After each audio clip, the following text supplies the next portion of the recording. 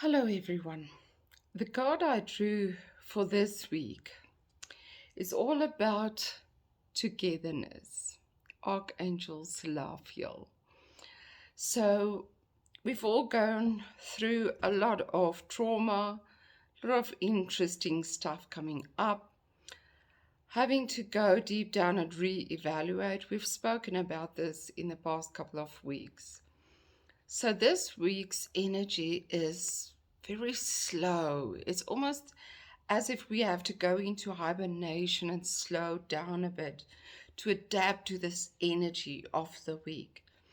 It doesn't mean that there can't be any opportunities or nothing happening, but it's like we need to go steady, one foot at a time, every step, just continuing and continuing on your course and allowing guidance in every moment. Because at this stage, it seems that we are doubting our guidance. Lots of doubt coming up. Is this the right thing to do? Should I spend money on this? And this is actually where the whole problem lies for everybody in the world right now.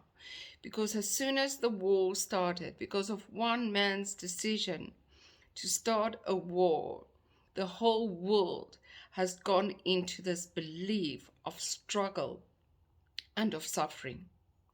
And remember, all has a purpose. This is out there for a reason. And it is as if the universe is waiting to see how we respond, how we react to that, and how we create our lives in line with that. So, yes, it is our reality, but how do you create your reality within it? Do you get stuck in that belief that there isn't enough? So, like I say, because it's a global thing, that energy is heavy. It's being created in the consciousness. So, we have to decide how we stand together to change that consciousness again towards hope and light and support and all of these things. So, at this stage, the angels are trying to guide us to trust in the things that you do feel. So they are guiding us to allowing things into our life right now. And again, that investment in ourselves to allow ourselves an experience or a vacation or anything that will help you to be within this space, but also to enjoy joy within that space. So, what I've seen in my own life as well is that as soon as I feel that guidance coming through to allow myself something to just give me joy, I immediately think of the financial repercussions of allowing this into my life, or the commitment, or how much I would have to put into this. And this is actually what we're working on. So these things appearing in your life is about pushing that button to see how you will react, because the way we react and the way we build keeps going in that same way. So if you now doubt and you don't invest in that joy, you're going to keep going in that same pattern, on that same path. So this is where it becomes very much about you and not about the world and not about the war or anybody else, because nobody else has this kind of power over us. You alone have the intentions that you want to invest into your life and how you want to live and create. What is in your space right now? How are you going to use it? Whether it takes money or not, but how are you going to implement that to bring you joy? And so I have noticed that it's really it's about trust again. Hey, it's about bringing yourself to that point where you stop overthinking and trust the guidance that you receive.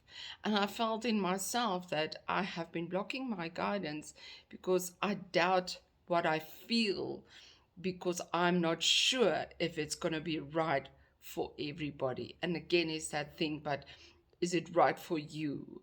Is it really what you need to fill that space of sadness, or or unhappiness or whatever has shown up in your life right now. And the answer is there, but do we allow the answer? Remember, everything that comes into your life is a response to what you need. That intention that you've sent out into the universe feels what you feel and it wants to respond to that. If there is a hole, it needs to be filled. But when we block the way it can be filled, we keep digging that hole deeper and deeper. And sometimes we even doubt to allow something in our lives because we feel that other people might judge us or say, but you can't afford that, or, something like that. Or we feel we don't deserve it because deserving is always connected to money and how much we spend on ourselves. But remember, I always say to people, it's like when a baby comes that you didn't plan for, yes, we can say, oh gosh, there's no money for a baby. But when the baby presents itself and you get excited about that, and you get happy about, oh, this is new and this is beautiful and this is wonderful, it's like the floodgates open and everything is supplied. Okay, so the surrender still needs to happen, but the together means allow support that comes in. Allow the things that people want to do for you and look at what you can do for others. But the support also and the togetherness also means that you need to show up for yourself. Because if you don't show up for yourself and choose the things that bring you joy, you don't necessarily have anything to give. So I hope that helps you for this week. Archangel Gabriel also asked me to tell you that a good stone to use for this week would be the Labradorite. Very powerful spiritual stone for protection and healing, and also just to block negative energy. So allow that into your space this week. I'm sending you all lots of love, and I'll share on Facebook how I've overcome my doubt. Tomorrow I'm going to take a big leap of faith. I'm not going to tell you what it is now, but it is something that's been pushing at the edge of my consciousness. And when that guidance becomes so strong that you cannot doubt it anymore, you can still resist it, but somewhere you have to start acknowledging it.